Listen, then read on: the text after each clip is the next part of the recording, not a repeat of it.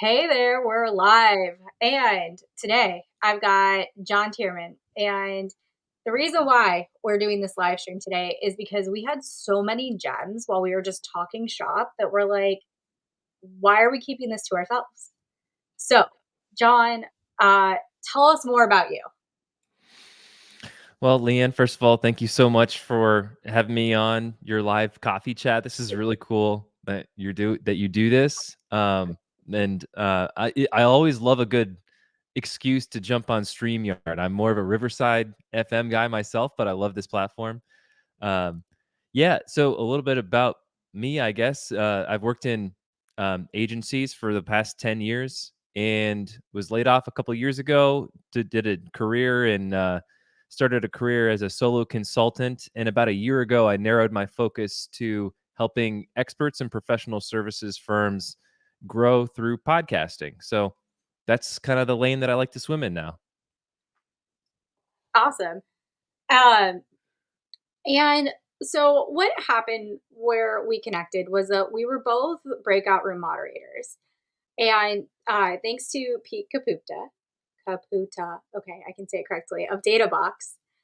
And so there was just a lot of things that kind of brought some, current trends, how people are just going about like podcasting or business development and how it all intertwine. And I think that like following that thread, that there was a lot of insights that we had to share, both of us.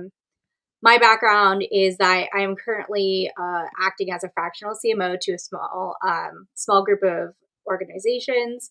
I work primarily with heavily regulated industries where they either have a mature marketing department that they're trying to like turn around and revamp and revive, or I work with earlier stage people that are trying to build out their first marketing department and their first marketing motions. Um, and so while it seems like those are two very different um, types of companies, they're not. Mature companies can be startups too. And regardless of the company size or organization, everyone needs to build lasting relationships. And so, like, to that vein, I want to hear kind of like a couple of thoughts that you have about like podcasting to build relationships, because I think that that's really a lot of it. Yeah. I like to say that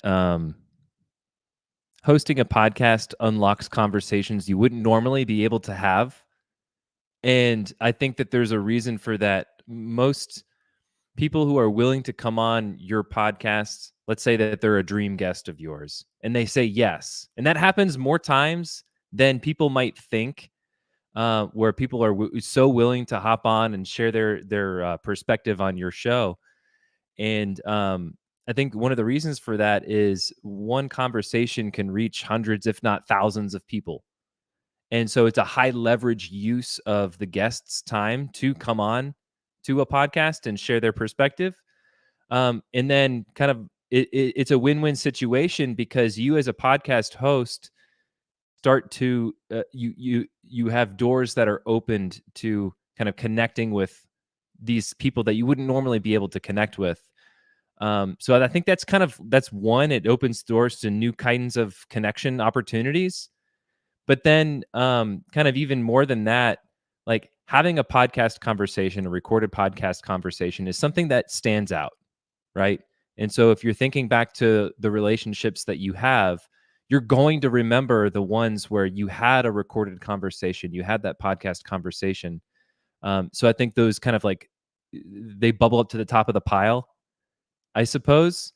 So I think those are kind of like two things that I would point to as to why podcasting can accelerate your network growth and can help you develop deeper relationships with your network. I don't know, Leanne, what would you say to that? Like, what's your Well, perspective? I agree wholeheartedly, enthusiastically. I think that that's a lot of my ethos, right?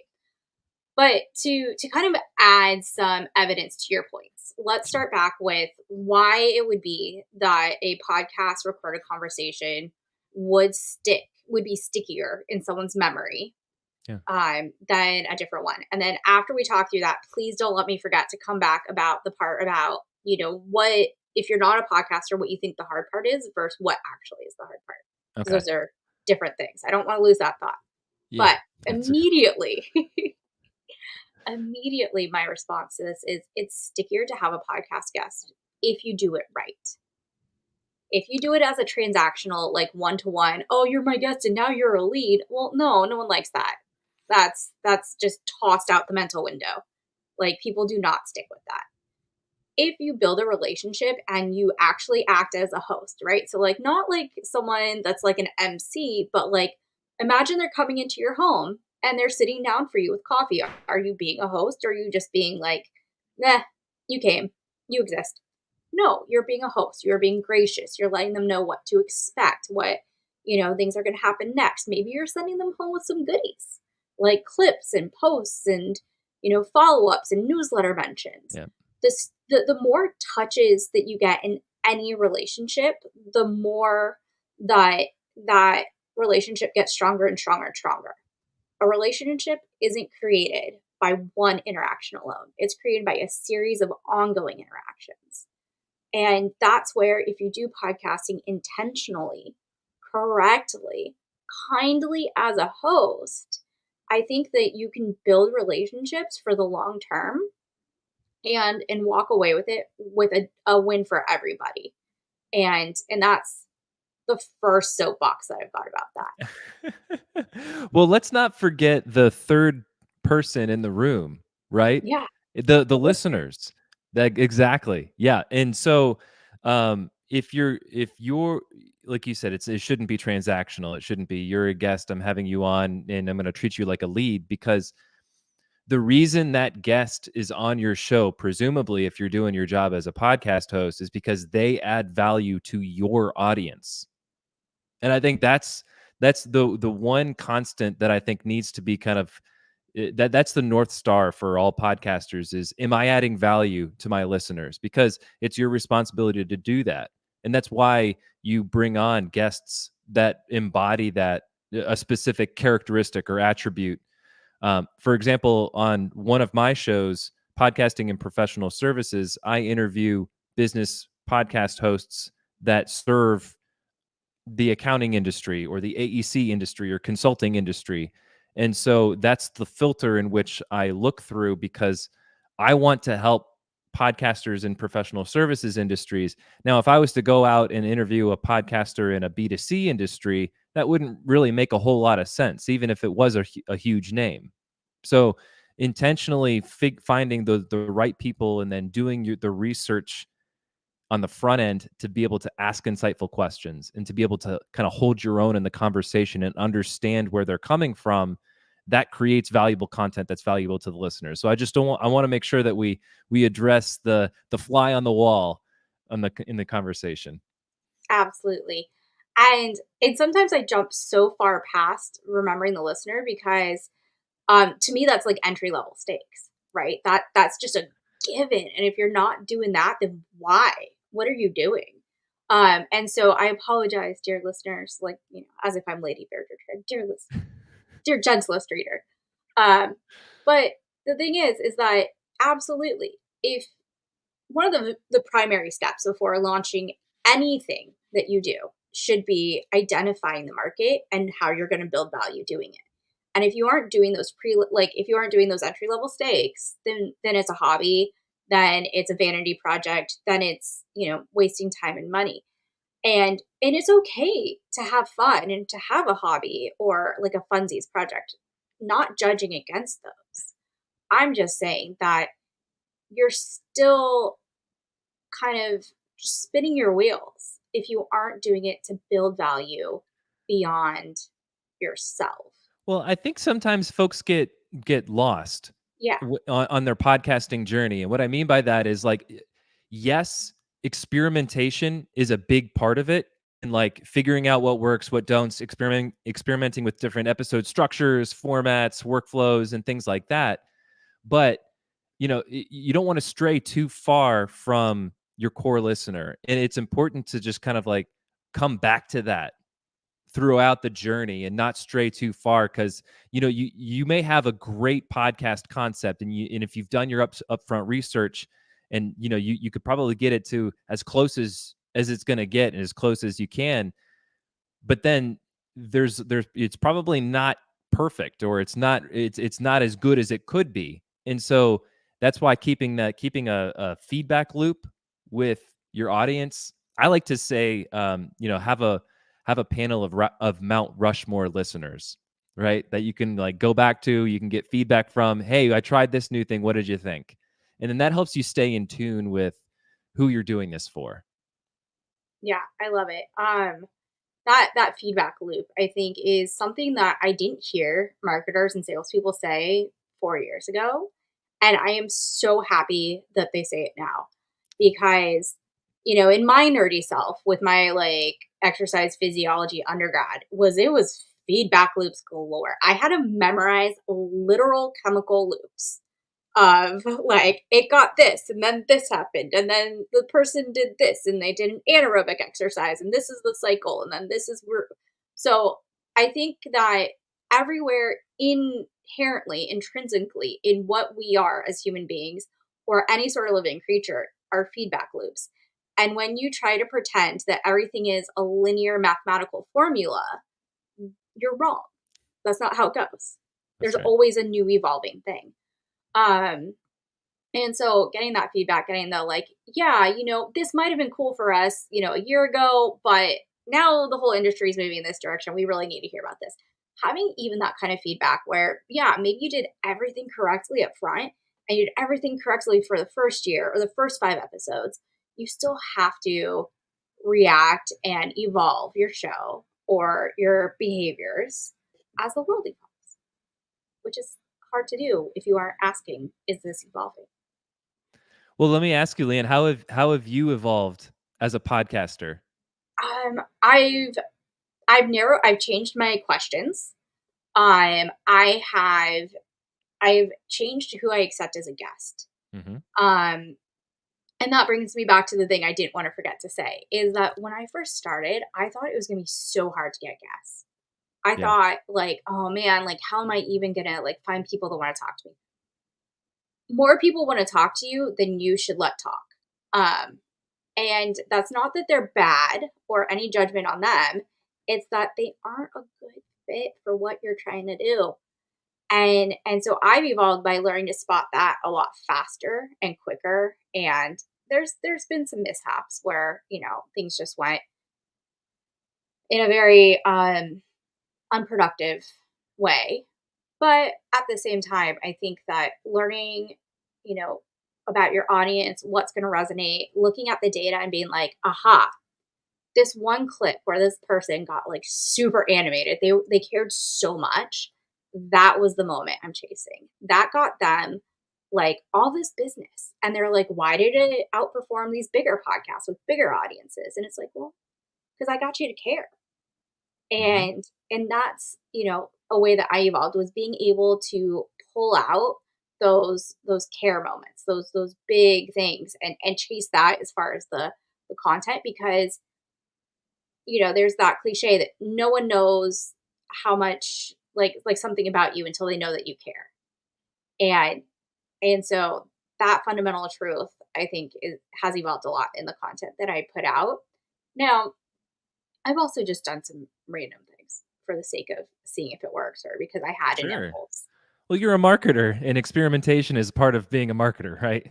Yeah, I mean, sometimes we do chase shiny toys, and sometimes we see all of our friends doing these things that we know don't work, but we have to be like, look, I did the numbers.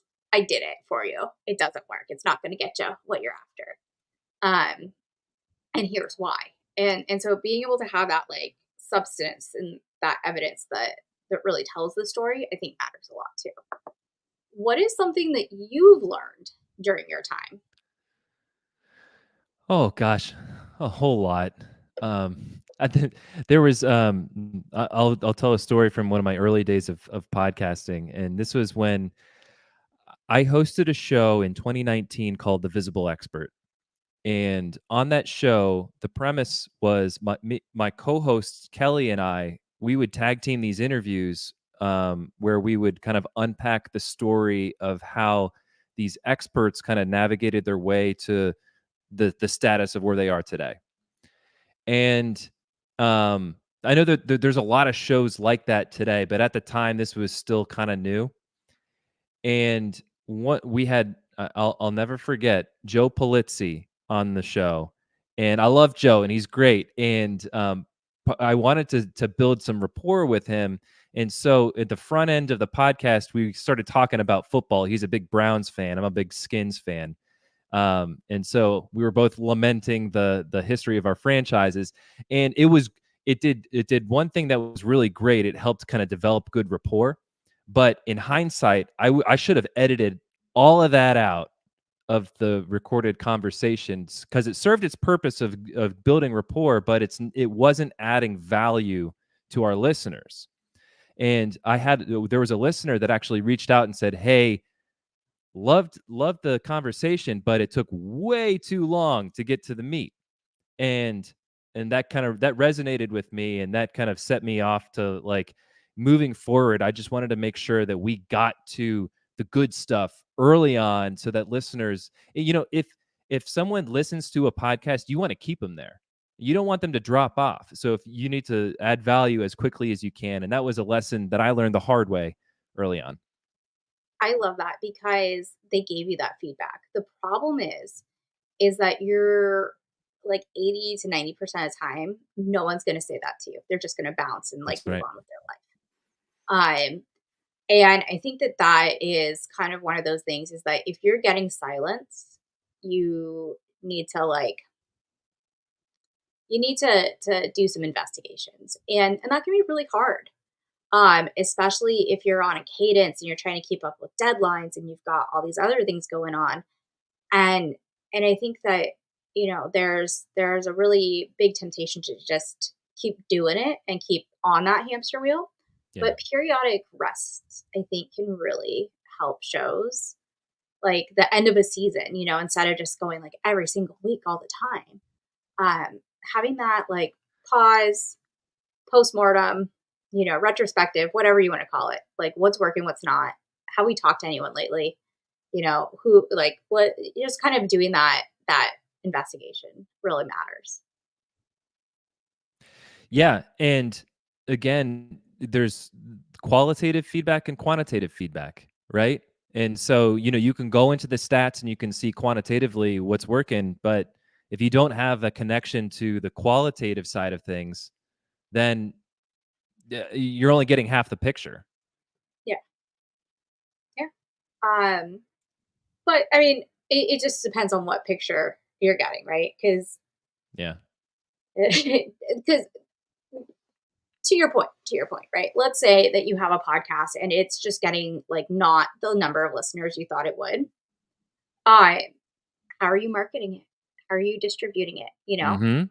There's just a long list of questions to ask. It's There's like so many different factors that go into it, right? There's so many different dials that you can turn, levers that you can pull, and so it becomes a matter of kind of checking all of those different things across, like you said, the production, promotion, distribution, the guests that you bring on, the questions that you ask, the preparation that you do ahead of time. Like there's so many different pieces of the operation that need to be looked at. yeah, yeah. And and to that end, I when I first started, I was like putting clips on Instagram and reels and whatnot. And I stopped doing that because it just didn't move the needle. Like it was kind of like, yeah, like my three friends that like will be willing to listen to the podcast. I have more than three friends. That's not what I'm saying. But there's only three of them that are gonna listen to the podcast. And they're gonna listen to it whether or not I put it on like my business account's Instagram. Now, if my audience wasn't such a very narrow niche, yeah, if I had like a Brene Brown or like a self help or like a parenting or like all of these others more like B2C things, like widespread things, I think that Instagram would have been a more useful platform. But my people are on LinkedIn. Like that's where they're at.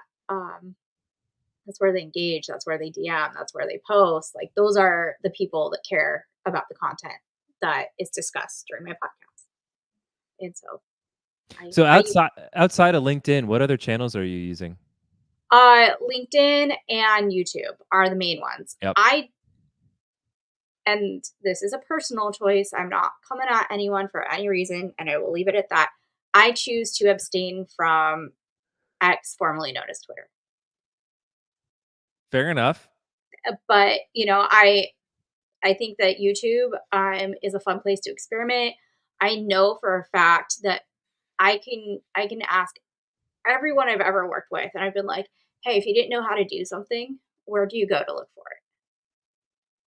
YouTube. YouTube. YouTube will walk you through Yeah. literally every single aspect of your job, any job that you have. Any job that you have. Seriously, I replaced the pull cord on my weed whacker the other day thanks to a YouTube video. I mean, it took me a lot less time than I thought it was gonna do, and it was great. Yeah. I went camping for my first time as an adult with my child over the summer in California, where sometimes there's bears, sometimes there's not, and there's like all sorts of nuances that I don't know. I go to hotels. I've never, like I don't know these things. And I was able to watch, I don't know, like 10 YouTubes specific to the one campground that we were going to go to. I could see the entire campground. I could see what kind of food they brought, like how they cooked it, what they did with the food waste, like where they got water, like how they set up their tent, like how easy it was. I could find every bit of information, what they packed, like could they park next to it? All of these questions I didn't know I had until I watched their YouTube and 10 minute episodes of various people's content. And we had a successful camping trip. That's awesome. That's awesome. And there's the search factor, but then there's also YouTube. There's like a social element to it as Yeah. well with the shorts feed. And I don't know if you're taking advantage of shorts for your YouTube channel, but I found that like, when they hit, they hit. You know what I Mhm. mean? Yeah. Yeah. I've had some really, for me, popular shorts where I would get like 800 to like 1,000 plus views on that short. Yeah. And I found that the shorts were dramatically more popular than the entire episode. And I think that comes back to your point of people just want to get to the meat of it. They just want to know that one mic drop moment. Yes, that's what I needed to hear. I'm entertained, I'm inspired, I'm educated. I can go about my day, or I can Well, keep doom scrolling. I think it's the intent behind it, right? So the intent behind a search is you're seeking out specific information, but the intent behind, viewing the shorts feed or coming across a video on your LinkedIn feed, it's very much more passive. You're not intentionally seeking out information, you're looking to see what information is available to you, and if you can capture the attention of whoever's scrolling and then bring them into the content and get them to watch a minute long video, which is a long video, in context with, all the other posts that are out there. So I think that's like a different kind of mindset. And that's one of the things that I recommend to my clients when they're adopting like a video shorts strategy is to think in that kind of through that lens of how are you going to capture attention? How are you going to hold attention? What's in that clip to hold the attention? And then how are you going to get them to watch the full video or listen to the full episode? So it's like a multi-sequence process and you really got to consider all those little tiny details at every step of the way. Yeah, absolutely. And I'll be the first to admit that my YouTube is a little neglected and that LinkedIn has been, my primary focus. But I think like to your point is that there's a lot more like freedom and artistic ability to create that flow and that funnel. And then I don't want to say capitalize on, but leverage the like algorithmic kind of abilities of like YouTube SEO and things like that. I think that there's a lot of technical things that you can also do to further leverage that platform to get that intent. Uh, because also, back to, are they scrolling? Are they being served something? It's also have they curated a feed that shows content the way that you are pushing content out? So I've had a couple posts go. So one of my most popular posts in the last year was when I was like, if you want to support female content creators, you need to engage with female content creators. You need to Mhm. like, you need to comment, you need to share, you need to tell the algorithm that that is the content that draws your attention. And so back to like, are they being passively served it? Yes and no. It's A and B. It's not mutually exclusive. They're being passively served, but they're also telling the algorithm, hey, don't serve me that. I just got past it as fast as I could. Or, hey, serve me more of that. I left 5 comments. I was in a, I was engaged. I was having a conversation with other people. These are the types of ways that as humans we can signal to technologies, YouTube, Instagram, LinkedIn, whatever platform it is, they always want more of your attention. And so when you give it attention to a certain like subject matter or type of content or any number of things, it's going to serve you more of that because you told it that's how it gets your attention. I feel bad for some of those algorithms sometimes because, I'm serving a wide range of clients. And so sometimes I'll like things like in service of like furthering my understanding of my client's industry. Like I've got a whole bunch of like fleet tracking systems that are like advertising to me because I'm helping a client who serves the ground transportation space. It has no relevance to me at all. But to your point, yeah, you can absolutely influence your feeds, and people who complain about their feeds being clogged up. Well, like you said, that's a result of your interactions with who you're following. What types of content do you like? What types of content do you share? What topics do you talk about? What do you comment on? What videos do you view? So it's not all public facing either. So yeah, you bring up a lot of really good points about that. Yeah. So be careful how you're describing TikTok to those around you because you're really just telling us about what's going on inside your brain. Um, Yeah. I think that that's one of those, if you don't know, kind of comments is that like maybe you should be more self aware of what content you consume and the reflection of the content that you're served. So if you start to see content being served, this is just kind of veered into a content algorithm conversation. But this is the warning label I always like to tell other adults that should know better is that if you start to see content being served to you that you don't want to see, don't engage with it. Yeah. Like just move on. You can move on. You can turn off. You can exit. No one's holding you there hostage. So back to podcasting. Let's reel this back in. It's a coffee chat. We're kind of loosey goosey. Yeah, that's okay. Tell me something that you would tell yourself when you first started. Well, I think we touched on it a little bit. Distribution matters, and it matters a lot more than you think. And when I say distribution, I don't mean just chopping up episodes and publishing the clips on social like we've been talking about, but getting creative with how you repurpose and redistribute and use the content that you create. I believe that a podcast is one of the most utilitarian forms of content.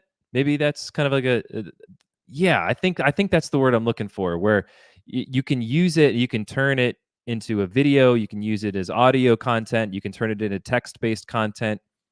One of the things that I love doing is there's an application called Cast Magic that I've been using where you can feed it a link, it reads the transcript from your video or audio episode or whatever, and you can pre-program outputs like give me title variants or episode descriptions or LinkedIn posts or newsletter articles, and you can tune all the different output.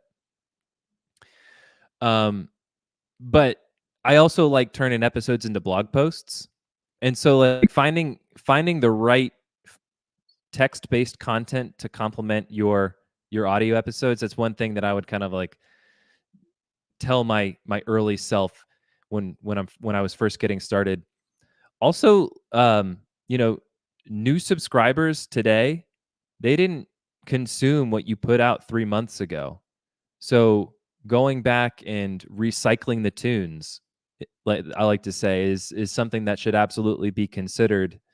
Scheduling out a couple shorts a few months in advance or a few weeks in advance.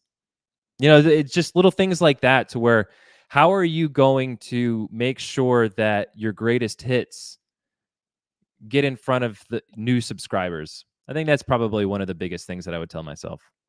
Yeah. Yeah, absolutely.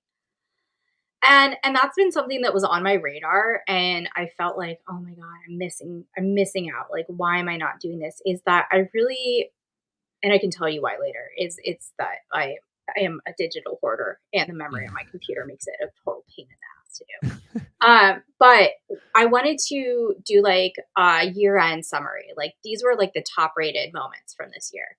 Yeah. Or like a quarterly, like, hey, like these are the 5 most popular things that we did. And kind of like listicling it. I regret not doing that. And Mm, that was often a function of bandwidth, because yeah. specifically in my situation is that I started my podcast in addition to a full-time role, in addition to outside of work responsibilities that were very like very big responsibilities that take up a lot of time. So when I first started, my number one goal was consistently outputting quality content. And that's a great goal, and that's okay. You can make a podcast as big or as small as you want it. Back to your, it's the most utilitarian content creation there is that there's so much carryover with its possibility and potential that it really can be the backbone of your content strategy. Yeah. And I think that if you're in a scrappy department or a business, and you're small or large, and you just want to like save on funds, like, you really should be leveraging video podcasting. um, the other part was something that I just kind of ignored willfully, because I wanted to get it started, and I felt like it was, once again, the most utilitarian way to do things. Is I didn't have a great email list to start, and Mhm. I wish that I had spent more intentionality in starting my list and my podcast at the same time. Yeah. And I really overthought it and tried to like perfectionistically view a newsletter. Your newsletter can be literally 10 lines. Hey, there's a new podcast. Check it out. By the way, this one thing matters. Boom. You've got a newsletter. Like, it doesn't have to be a love letter to everything that ever existed all the time. And that's what I would tell myself. Yeah, yeah, and you're one person, right? And so what's the best use of your time? And I think that's like, there's so many things that you could do. It becomes a matter of what should you do? And, that's based on your bandwidth, based on the resources that you have, based on your goals and objectives for your own business or why you're doing a podcast in the first place, if it is a passion project or if it's in service of your business. Whether you're in-house role or whether you're a solo consultant, there's so many different, factors that go into that. But yeah, bandwidth is a huge, huge challenge for podcasters, especially for indie podcasters who are doing all of the production work too, Mhm. So, Yeah. yeah, This is where AI, I think, has really been a huge 100%. benefit. Is in the post production, not the content creation, but the post production. Yeah. And I just see that as a trend that's going to continue. Uh, yeah. Well, I was gonna say like like tools like Descript. Um, I remember editing podcasts in like Audacity and GarageBand, and then like with text based editing, it's just so much more streamlined. Sure, yeah, there's scenarios where you got to drill down into the timeline and the wavelengths and make like splice cuts and stuff like that. But the majority, I mean, if I can click a button and remove out all of the uhs and ums, and it's just magical. Yeah, it's amazing that you can just filter like that. And I mean, and it's not just a script. Like I use Adobe, and one of the things that I love the best is that I personally, it's like glass nails on a chalkboard. I don't even know how bad it is, but I feel like a physical cringe when I have to edit my own voice. And Yeah. I don't want to. I don't want to look at the wavelengths and be like, I sounded really tinny that day. I don't want to do that. I don't.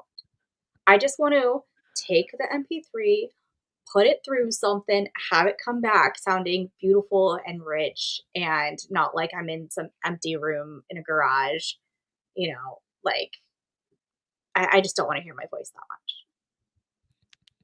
And I'm not alone. I know I'm not No, alone. you're not alone, and it takes a while to get over the sound of your own voice. That's a common problem. It took me a while to get over the sound of my own voice, and, I've been doing this for 5 years, and there are still times where I listen back and I'm like, "Oh god, did I really say that? Oh, is that what I sound like? Come on, man." Yeah, and I think that there's fun to be had with it, right? If you take yourself too seriously, it is excruciating. Yep. But, um, like, I have a GIF where I drink a lot of coffee in the morning, and I have, like, this giant coffee mug, and I have a GIF where, like, there was one morning, I don't know what episode it was, but I was talking to someone on the East Coast, and I'm on the West Coast, and you could just see my face covered from these, like, gulps from this mug, and I look so tired. And I think it's hilarious, and I will reuse this reaction GIF of me being like, "Mhm, gulp," all the time because it's hilarious. I you can tell exactly what the vibe is, and I think that not taking things too seriously, but seriously enough is a wonderful balance to have when it comes to these types of things. Totally, and then kinda going back to bandwidth too, if you're overly sensitive about your own voice and overly sensitive about how you sound, and you edit your own podcast, that's a bad combination because you'll spend hours trying to make yourself sound good. Yeah, And is that really the best use of your time? I don't think it is, right? no, I What I a better use of your time could be working on improving your speaking skills so that you don't have to have as much editing on the back end. yeah, learning to keep your mouth shut sometimes can be, a great tool for us extroverts. And for introverts, having them feel the confidence of just being desensitized to saying their thing that they're trying to say can be very powerful in establishing that executive presence because it translates offline too. When I go to conferences, people are like, I knew it. That makes sense. I thought so. They're like, you do seem like someone who like does a lot of public speaking. And and I think that's great. Like that's with the direction that I have in my career ambitions, I need people to see that in me. That ability to hear what I'm trying to say and say it smoothly and get my message across because it's all communication. Totally, 100%. But yeah, learning to shut up sometimes. I that's you don't have to say everything all the time. And having worked with compliant industries, it's really important to sometimes take that pause and do that kind of media training where you're repeating back to them to check for understanding Yep. instead of blowing out your own message. Mirroring and reflecting. Yep. Yeah. I'm reminded of, what's the book, Never Split the Difference by Chris Voss. Have you read that one?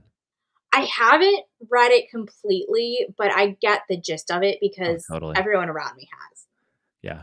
Yeah, that was one of the few business books that I did read completely, like, cover to cover. The stories were great in that one. But, yeah, mirroring and reflecting for understanding. Um, and it's the same thing in effective sales, conversations as well. Um, in any conversation, whether it's a Yeah. podcast conversation, whether you're talking to an employee, whether you're talking to your boss, reflecting back. If I heard you correctly, you said this.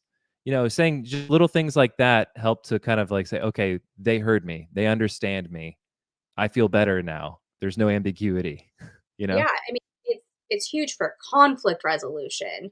And that was one of the things that I learned in like third grade was the I statements and the, repeating back what you heard. And then like it was really ground into us, like how to communicate these things. But then also later on in life, the flow of communication, the explicit, like this is what I said, implicitly, this is what I said, body language, this is what you should have heard, and tone and those things. And really how whether it's sales, it's coaching, it's conflict resolution, it's a meeting, to make sure you understand your marching orders or the orders that you're giving out. It's just conversing with active listening. Active And listening. Yep. I wish more people would actively listen. Well, I think, tying this back to podcasting, that's if you're not an active listener, then you're going to have a tough time being a podcast host, because that's one of the biggest parts of it, and that's how to be a good conversationalist, is to be able to actively listen. You could be you could be really introverted and do the best research and come up with the best list of questions to ask a guest on your podcast.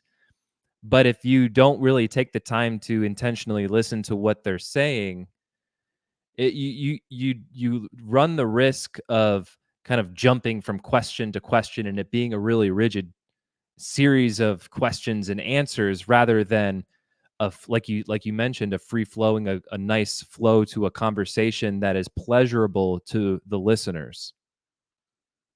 Yeah, yeah, absolutely. Is there ever a time where you think it might be kind of fun to have that kind of like quick fire kind of You know, situation? I do.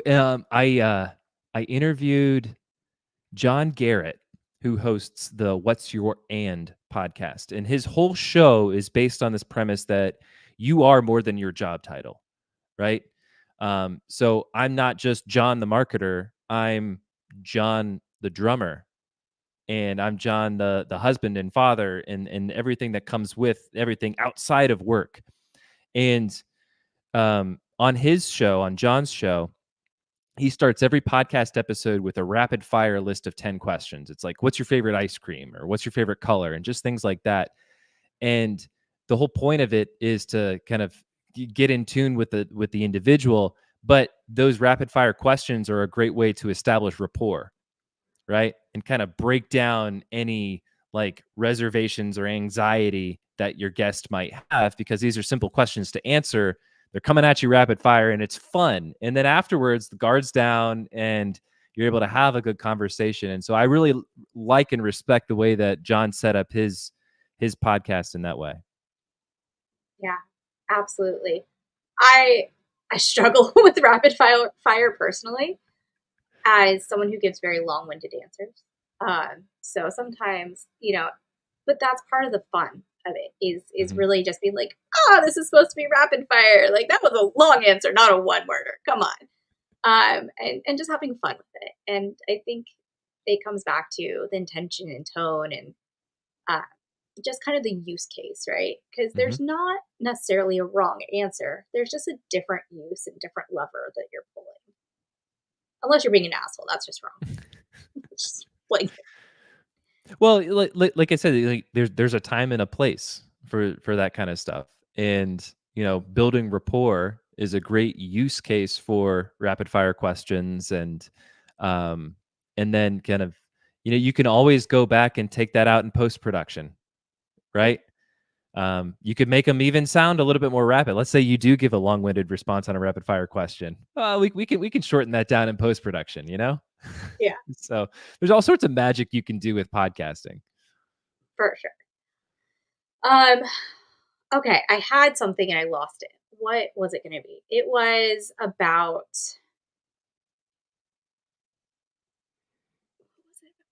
It wasn't about post production. It was about building rapport. Is what it was Okay. about. So let's talk best practices in building rapport. Are there certain things that you think that work better than others to kind of warm things up before recording? Well, or during. Yeah, I think if people want your background or your resume, then they can check out your LinkedIn profile. So, one thing that I've learned over the course of hosting 4 different shows and hosting hundreds of episodes is, asking people about their career journey is never a good idea. I mean, unless that's really like the point of your show. And maybe that's kind of a hot take, I guess. Maybe not. Maybe it's lukewarm. But I think that like good preparedness, guests appreciate that. And if they see that you've done your research and you're not asking generic questions and that you kind of have done the legwork to peel back a few layers and ask them about something specific, that signals to them, oh, okay, I could let my guard down a little bit because you've shown to me that you understand me more than I thought you might have, or you're more prepared than I thought you might be coming to this conversation. And I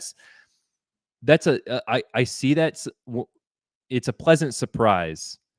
And it that's one tactic or tool I suppose you could use to building rapport. Having pre-interview calls is another good way, but I think, that's if your show is an interview-based show, right? And another great way to build rapport is not to have a new guest every week or every episode. You could have you could structure your podcast where you have a co-host and you have built chemistry over the course of however long you've been publishing episodes. So that's another way to build rapport. You could have recurring guests. So they come back every couple months or whatever, and you have established rapport because your listeners can pick up on that. They can pick up on, are they trying to establish rapport or do they have that? Um, and whether they'll admit it or not, it's definitely discernible. So those are a couple things. I don't know. What would you say, Leanne? What would you say is a good way to build rapport? I think it comes back to very much aligned with what you're saying, but a different flavor of it. Okay. So I think that it's so Californian, but it's the vibes. It's the vibes. Vibe And check. Yeah. but I absolutely insist on doing either a pre-call or having personally known the person that is my guest ahead of time. Because and this is, I said earlier about some of the mistakes that I made was that, I the pre-calls have helped me filter out bad guests. And not that they're bad people or that they had bad content, but just it wasn't the right fit for this Hmm. medium. And there have been there's one guy who mansplained to me everything in the pre-call. I kept saying my name, like in weird amount of times. Like if we are on a 20-minute call and you have said Leanne, Leanne, Leanne, if you've said it in every single response, every single sentence, and you've said my name over 20 times in a 20-minute call, I know that you read the book How to Make Friends and win over people, and that you are trying too hard to sell me on something. And that's not going to go well. And then if you're mansplaining, which is different than paraphrasing, I'm just, one is like condescending. And I don't know if you know, but this thing that you just said is really this thing that you just said. No, don't do that to me. You're not going to be a guest on my podcast where I have to edit it and it's my money, time, and effort. You're not going to come on my show and do that to me. So the vibe check pre-call where people are great on paper or maybe iffy on paper, and then we do a call and we do a vibe check, then they progress. And I've only had one person, maybe two tops ever, that we recorded the episode after doing that pre-call and just the episode wasn't ideal. Um, it wasn't ideal enough to put out as content for whatever reason. And a lot of that is the pre-call is not just for that rapport building and vibe check, but also the technological, setup check. Hmm. Because that's also a little bit of a matter of respect. If I say, hey, you need headphones, and you show up to record and I can hear the echo and I can, there's a big Oh, delay that's so and there's, frustrating. or I was like, hey, you need to be somewhere where you have a solid internet connection. And they said and they agreed, and then they show up and they don't. And there's like such a giant lag between the picture and the audio. I can't make a clip out of that. I'm not going to put it on YouTube. I'm just not. Like, I wish I could. I wish things went differently. But so kind of doing that vibe check, that pre-call, one, it makes sure that we're the same flavor, we're the same energy, we have the same goals, we can hold a conversation that doesn't have awkwardness or bad feelings or anything in between that's just not going to make great content for this purpose.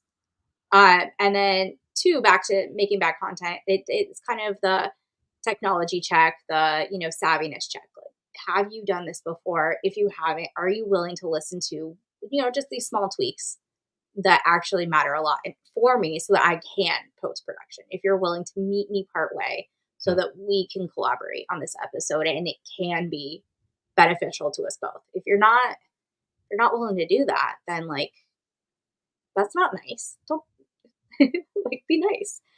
Um, so building rapport, building respect, preparation, all those things really matter a lot to me. So I insist on that pre-call.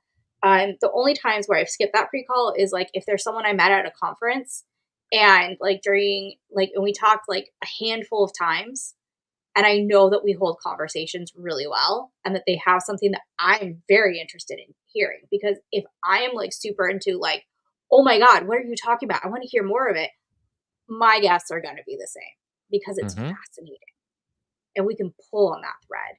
And so that's my lay of the land. Um, but I also, because I have such a niche, one of my first questions really is, tell me a little bit about your background so that we have context as we move further into this conversation, because the conversation depends on their deep expertise. If it did not depend on their deep expertise as a subject matter expert, and it wasn't speaking to like VPs and CMOs and high senior level marketers, it would be a waste of time. They need to know that you know what you're talking about.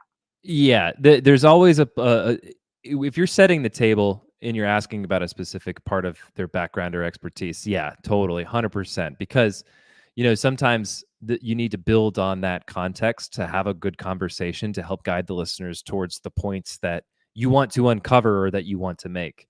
So, yeah, I'm walking it back a little bit, Leanne. Walking it back.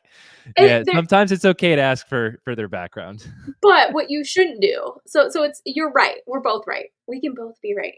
And there's a big difference between tell me about that. It's not a job interview. You aren't like Right. tell Exactly. unless it is a job interview, unless that's the purpose of your podcast, like you said, which there are, and those are awesome too.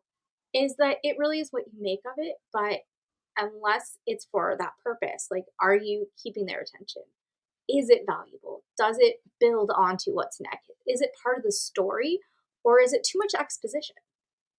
Those are the questions that you need to ask yourself before doing those things. And those questions are built on an understanding of your audience, Mhm. right? And so you need to understand that. You need to know what they, like you said, you mentioned it earlier, of like, what questions to ask, or what your audience would like, and that's why you're asking those questions. And that's a mark of a good podcast host, because you're keeping them in your mind as you're navigating the conversation. So, yeah. Yeah, maybe I should do more prep work and prep the guests better with more established questions by doing more research. But sometimes we are both experts, and we just need to. Mine is a little bit more niche, and that's the thing, is that it's mine is meant for one thing, and it's defined, and that's what makes it work. That's why I have people listening on every single content except Antarctica. But I cannot leave this unsaid. There is a bounty. If you go to Antarctica and you listen to my podcast, I will give you some sort of prize that is relevant to you. So please, screenshot, selfie, whatever it is in Antarctica, and I will make it like the biggest thing of the year. There's a penguin research team out there that needs to be listening to this podcast right now. They care so much about penguins and marketing strategy. Why not? How do you get people to go care about penguins? You market the penguins. It's exactly right. Demand generation for the penguins. Don't worry about that silly little cruise it takes to get there being the worst cruise of your life. Just Right. care about the penguins. Oh, that's good. That's good. So so what's next for your podcast? What Um, are some of the things that you're like that you really want to try, or like experiments that are on the horizon? Experiments that are on the horizon are going to be taking kind of like a winter break, and then I've Okay. just passed 50 episodes. I'm going to do a couple Congratulations. more. Thank you.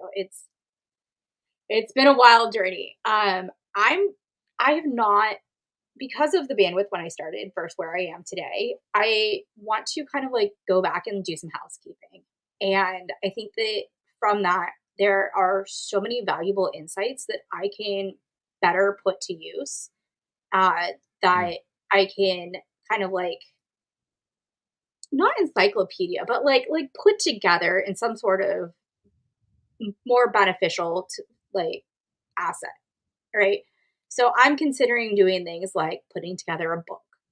yep. I'm considering doing things like putting together courses and really just creating those evergreen assets where if this was something you wanted to learn more and it was something that is relevant, you can go to my website and you can find more assets. Early on, I didn't have the bandwidth to do blog articles. I was like, I don't want people to hire me as a writer. I am not Yeah. going to write.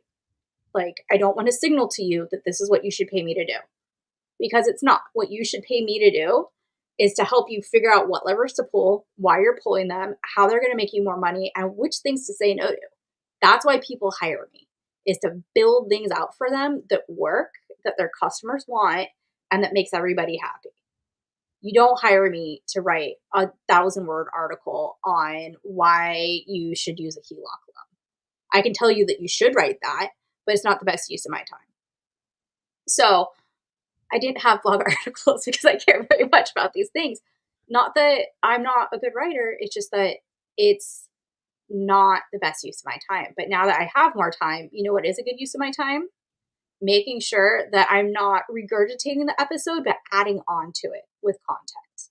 That I'm not like just summarizing it, that I am saying, hey, this is what we talked about, and X, Y, and Z is why it matters. ABC is what you do with it. And so that's what's on the horizon for the Market G podcast is live streams a couple times a month.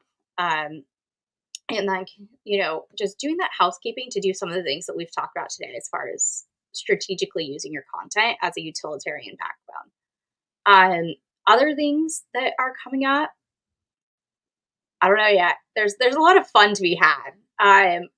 One of my top two goals for the last part of 2024 is to be a guest on more podcasts. So I want to go on your podcast, anybody's podcast that makes sense, that I have relevant expertise in, and I want to share what my expertise as a guest instead of host. Um, and then that housekeeping, that starting 2025, rocking and rolling. Um, That's awesome. yeah. So Well, we're gonna have to get you as a guest on podcasting and professional services. yeah, So, marketing, you're offering marketing consulting services, so it's a good fit. So let's make that happen. Have you considered uploading your transcripts to a custom GPT? I do, actually. So in my workflow of creating, not a custom GPT, but a GPT with custom prompts. Okay. So same but different, the manual way of doing it. The What I do is I record the episode, or I stream the episode, then I download the transcript, and then I put it into a GPT and I ask very specific questions. And from there, I decide on, additional show notes or additional insights and posts and hooks. And I use it as not a one to one content creator, but I use it as a one to a smush mashed amalgamation of this is what I'm making content from its brainstorming, in addition to my own thoughts. Um, so that's part of it. It's part of the workflow. Right on. It saves time because sometimes I'm so much entrenched in the content I just made and the conversation I had, I forget about these external ideas or these other ways that are really obvious and are kind of like, oh yeah, duh, I should have thought of that, but I didn't. So, tell me what's in store. What should people keep their eyes out for from you? Like, what's a project that you're working on? Yeah. So we mentioned podcasting and professional services. I've got some great content in the can. I've interviewed uh, uh, oh my gosh, the two Bobs. What are their names? um, Blair Enns and David C. Baker. That show is like in the top 1% of podcasts just in general, let alone business podcasts. And so I'm really excited to share that episode coming up. And there's a few other ones that I've got in the can too. But one thing that's really cool about interviewing other podcasters is I'm able to take those lessons and apply them to myself, not just for that show, but also for Breaking Biz Dev, which is the other show that I host. That's a co-hosted commentary style show, and that I co-host with a fractional sales manager. I bring the marketing perspective. He brings the sales perspective for professional services firms, and that's a blast. It's a blast doing that with Mark. And so yeah, we've got a bunch of content in the can. We talk about a whole lot of different topics around developing new business. We just released a 4-part series where we release an episode every day of the week, and that was kind of a grind. So we're experimenting with different things, and that's kind of like my MO is like taking things and applying them and just seeing what works and just kind of pushing the envelope in that way. So you never really know what to expect, I guess. For sure. I love it because it is a grind, but it's always one of those temptations where like, maybe I should just put out more content. Maybe I should just, see what happens. Like, is this sustainable? Is it worth it? Like, what if I do the sprint and then I plan a different sprint? Like, I think Yeah. that you got to mess around. You can't just be like, nah, I'm only doing it this one way. If you have the ability to experiment, you should. And then leverage, like you're doing, leverage the downtime. Like go back and there's an episode format that I love. It's similar to the listicles that you mentioned earlier, where um like I if I find like a common question that I ask many of my guests is, why did you launch a podcast instead of a blog or a newsletter? And so I'll go back and I'll take like 5-minute clips from 3 or 4 different guests, and I'll stitch them together with a monologue as an episode. So I'm repurposing the content, but it's new content. It's just curated in a new kind of way. And so that would be like another way that I've used downtime to kind of mine my existing podcast content to create new content. So there's no rules in podcasting. You can do whatever you want. That's the cool thing about it. Yeah, for sure. And it comes back to that prep, right? You know that you have to ask those questions at every single episode at some point in the episode so that you can do that in the future. And I think setting yourself up for success that way. Yeah. Um, we could talk about this all day. I have one last thing to say, and then Sure. I'll remind people how to find us. To that end, I have 2 questions that I always use as my Oscar music. And when I say Oscar music, I mean, okay, we're getting to the end. We need to like start to get off the stage. Like this is your signal, saying it without saying it, that we're gonna run out of time soon. Yeah. And my 2 questions are always the last 2. They're big questions still. So I'm not gonna ask them today, but I'll ask the last one. What is a question someone should ask you, but they don't?